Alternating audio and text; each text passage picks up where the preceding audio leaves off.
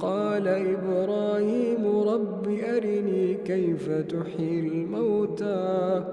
قال أولم تؤمن قال بلى ولكن ليطمئن قلبي قال فخذ 4 من الطير فصرهن إليك ثم اجعل على كل جبل منهن جزءا ثم ادعهن يأتينك سعيا واعلم أن الله عزيز حكيم. مثل الذين ينفقون أموالهم في سبيل الله كمثل حبة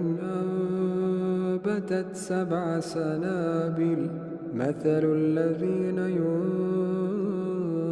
ينفقون أموالهم في سبيل الله كمثل حبة أنبتت 7 سنابل في كل سنبلة